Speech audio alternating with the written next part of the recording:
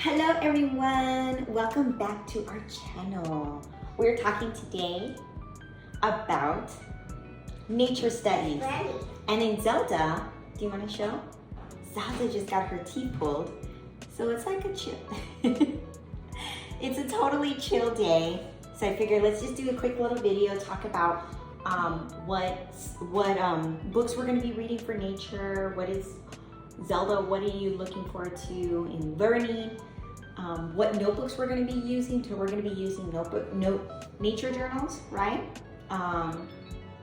And a lot of backyard, a lot of backyard study. So a lot of backyard observation. Okay, so let me go get some books and show you what we'll be using this year. I don't know if you can see, you probably can't see.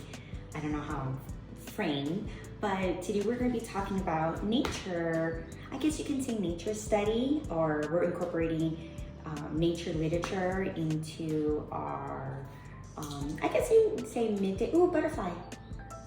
As we're talking about nature, I see like 3 butterflies. They're monarch butterflies. There's a lot going on. And I went, ooh, squirrel.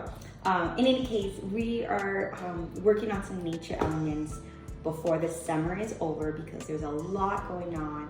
There are animals that are, I posted on my Instagram, animals coming up to our yard, and I don't have animals.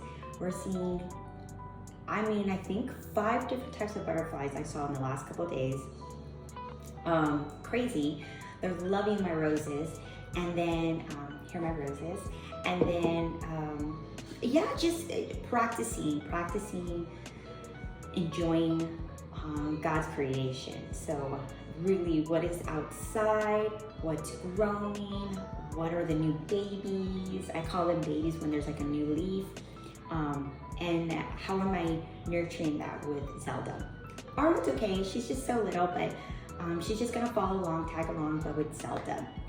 So my girl is a little squeamish with insects and bugs, but I want her to kind of embrace the dirtiness, the grittiness, and sometimes, the untidiness of nature. So that's why I am focusing on this. Okay, well, let's talk about books. So hold on one second. I'm gonna have to come. These are just a few. These are just a few of the books I will be using. In the school year, we are following Ambleside Online, their master book list. I'm using a lot of their master book lists. I am taking a few books, just maybe like 1 or 2 books, switching them out for a different, maybe a newer book, a newer living book. But for the most part, I'm using all of their nature lore. So during the school year, we will be using the Burgess. I'm probably saying the name wrong. I know I did the animal book this last year, or early this last year. Zelda loved it. I know some parents didn't like it because they thought that the chapter book was a little dull. I'm not sure. I saw so many mixed reviews. But when I read it to Zelda, she actually was listening and engaged. And this is for, at the time, she was 5 when I was reading that. So sometimes you never know. Every kid is different. You just gotta try it. So we're gonna be doing the bird book, and I'll put that list in my nature blog post of what I'm using for the summer of Ambleside. And maybe I'll put a picture here, or I don't know, in the description, I'll put down the books that we're using for the year. So nature lore would be a little different for the school year, but the summer, we're gonna continue with a few of these. The first one I'm using, and I'm pretty sure I talked about this. If not, then here it is. I love The Good and the Beautiful. I know that there are, when you go online and you search for homeschool and you're searching for Charlotte Mason or just a mixture, you're always gonna get opinions about it's not for us, and there's a lot of, clickety-click things to get you to, why I'm not using this curriculum. And, for the moment in these early years, we've been enjoying The Good and the Beautiful. So they just came out, I wanna say this last year, I'm not sure. The Nature Reading, this is a hardcover, so They're short stories right here that goes together with her phonics reading. So you can kind of see. I can't see because the camera's backwards. I see CBC, but all of these are nature stories. So your animal stories about the trees, spring. Zelda right now is in, she can read towards the back now because she's been learning how to read the way the Good and the Beautiful has been teaching us. And I like it because it's free. This wasn't free, this was $15, but and then $17 I think with like shipping. But I'm passing this on to Arwen. But she's been able to read this on her own. She'll read it to Arwen, or just when it's your time to practice, this is one of the books. So for the Ampersand Online, we'll be following their suggestions of Little Bear or Toad and Frog, which are great for seasonal, I guess nature lore books, because it talks about the seasons, it just talks about what they're doing around the pond.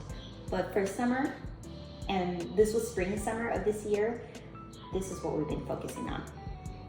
Okay, now these are supplement books that I'm using. The first supplement book I'm going to be using while we are going through stories and reading is I got a fiction book from Amazon. And I feel like I've talked about this, maybe in a different post, but A Nature History of Fairies. There's a mermaid, and there's a little like magic, but I'm not really into that, so I'm not into that magic part, but I love the fantasy part of these fairies. And as I'm reading this or going along, it kind of reminds me of that old Indiana Jones, like, you know, the turn of the century nature exploration, 1920s. I'm trying to see if I can see. It goes through the classifications.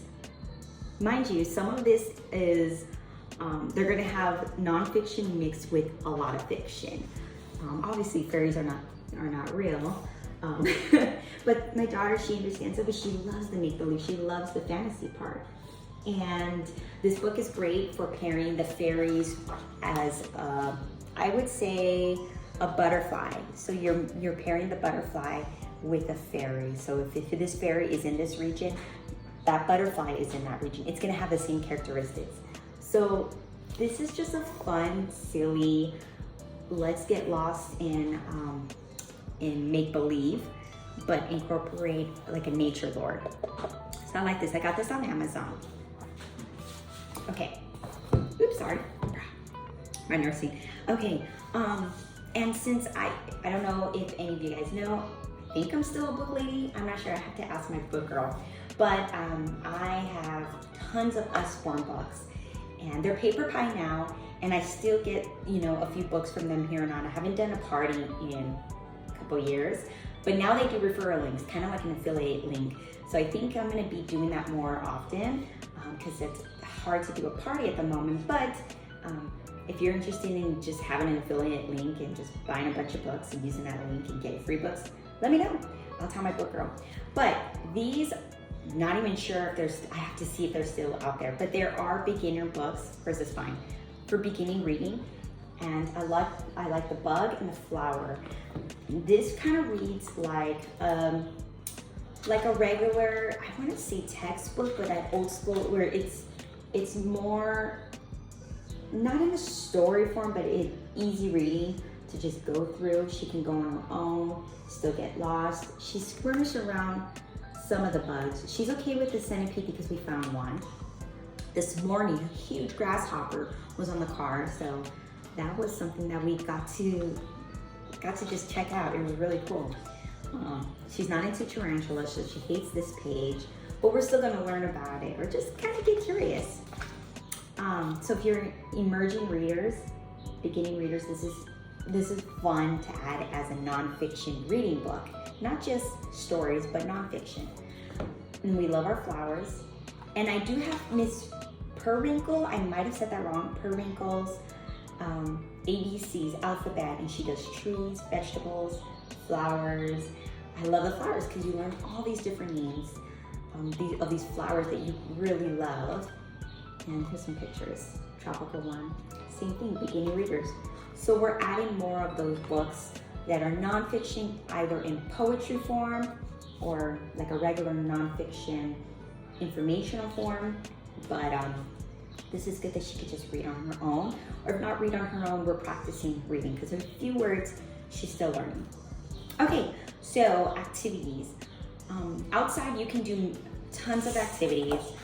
You can have it structured, you can have, you know, for us, we're kind of loose about it. Sorry, I'm thinking, how do we do this? We're just getting, like, I picked these out from my front yard. They're really pretty. We can draw these. So we're gonna observe these, we're gonna draw them, maybe even just go deep dive of how does the bud, you know, go to blossom into this flower, into this rose, and what makes it pink and white and pink. Sorry, I know I'm kind of, what makes it white and pink? I was out of frame, but I wanted to show. This is an invitation for nature study, or nature observation.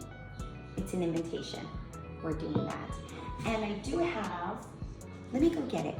Okay, back. Here, this is not really for the student, but this is for the parent or teacher of giving lessons, how to teach the nature study. It's a big book. I got this used for 17 bucks. It goes about 30 for new. I can put the Amazon link, or you can go to bookfinder.com, see where you can find it. This is great, but it gives you lessons on how to teach on specific nature elements. So roses, how to teach, here are some lessons. Ooh, there's a little spider. Zelda, do you want to see the little spider? It came from the roses. So before you cut roses, make sure all the spiders are clear. That's an aphid. There's a spider. Okay. So I'm gonna use this to help me give some lessons. Yeah. So I'm gonna use this to use. What's an aphid? I'll tell you in a minute, Mom. Sorry, my thought. What was I saying? Oh yeah, I'm gonna use this to help me guide our lesson plans. What are there's some poems in here, nature poems, which are great. Kind of just, here are, let's see, nature poems. I'm seeing velvets, where there's questions in here to ask your students, suggested questions to kind of just get them thinking. You know, I'm right here in wildflowers. And this is and this was from the 80s, these pictures. But this book was like turn of the century, so it's an older one, but there's a lot of nuggets. You know, we're looking at the veins of the flowers. Is it fragrant? What does it smell like? So this, I think, is, if you don't know how, you're like, I don't know where to start, this is gonna help. You do need to read it, so you need to prep. So this is me prepping. I'm gonna use a little bit this summer, but not so much. I think I'm gonna use this mostly on our nature study throughout the year with Ambleside. And even especially with Ambleside, we're using, this is my fern. I know it's kind of dry, but you know, the little babies that are coming out, you know, what causes the fern to germinate? What does it thrive off of? You know, what is it like? Where does it come from? What are the origins of the ferns, of this particular fern? Maybe we can find that out.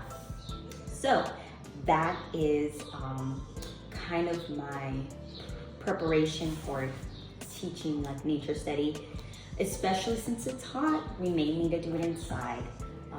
I want to do a nighttime. My goal is to do a nighttime study. I think I need Joey's help with that, with the baby. So if he can actually do it, we'll get him for them to kind of get lost in asking those questions with each other. And they're good. They're great communicators with each other. Me, I have to handle a little crazy one.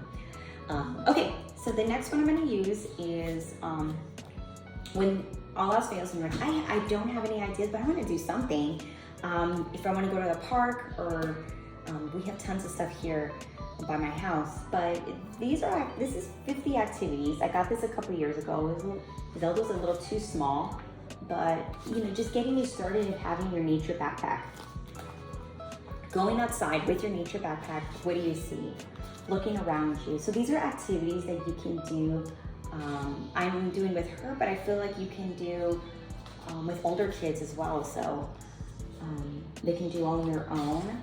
There's a few things on here, like baking, making your little rocks, hidden treasures, nature treasures, that bigger kids can kind of do on their own.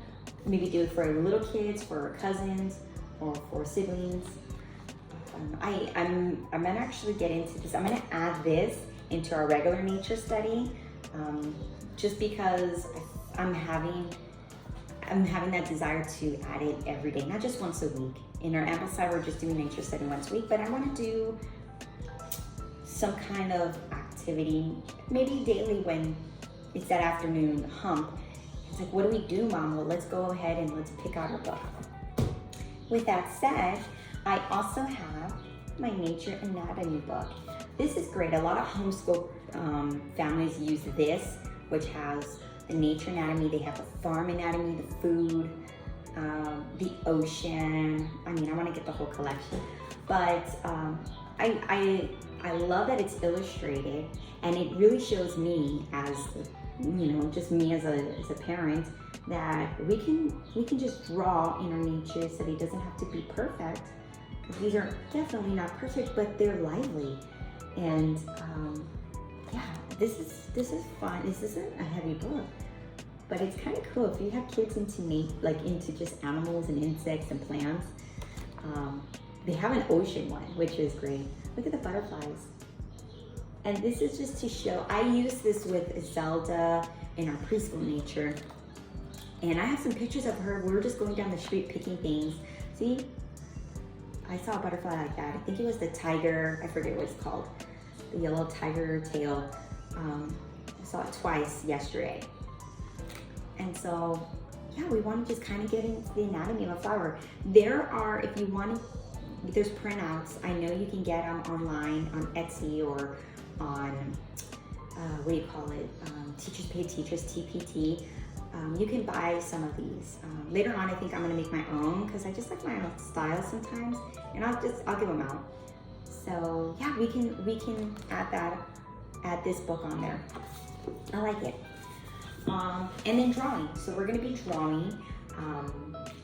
Zelda always, she likes to see the drawing first so she can copy it. And that's why you want to do with children. You want them to draw in real life so they can practice their focus, their observation, especially if they want to be artists. They can definitely do artists. It's okay, I'm just filming. Do you want to say hi? I'll let you do and then I'm doing this one. Joey came in, he was like, oh. Okay, so I have the 1000 things to do in nature. This one we're going to be using not so much of, I mean, you can use it for backyard, but they're illustrated. So Zelda wants to just take a look at something and practice drawing. She can just look at this and try to copy it, and just have her eyes just practice body shapes, the shapes of nature, the shapes of the birds, the shapes of the insects, because everything is shape based. And this one kind of goes all the way from the different regions. But oh, look at that, rocks! Can't wait to get to rocks. And then you could go to if you have a natural history, a museum around you, or any kind of museum or garden center. Sometimes they'll feature their surrounding rocks, the surrounding plants and wildlife. That's a great way to expose them. So this is what we want to do. So far, we've done a few things because it's been a little warm, a little uncomfortable, and we've been having just some, just a little schedule differences. But we are still working on it little by little. We haven't been sticklers to it, so it hasn't been mandatory, like you gotta do this every day, but we've just been incorporating in our regular routine. She's been enjoying her handicraft, so I'm letting her do her thing and adding those nuggets. So that's it that I'm doing for summer. Like I said, I'm not using all these books all at the same time, but these are just little nuggets and resources that I have. I'll find the links to where I got some of these. I'll put it in the description, or in my blog post also. If you ever want to go back to that and see a flip through, I'll try to do a flip through so you can see like, oh, this is something that I really want to incorporate and want to bring in. Yeah, maybe, maybe not. That's okay. But yeah, if you have any questions, let me know. You can email me or you can comment, and I'll let you know what we're doing. So that's it. Talk to you guys later. Bye bye.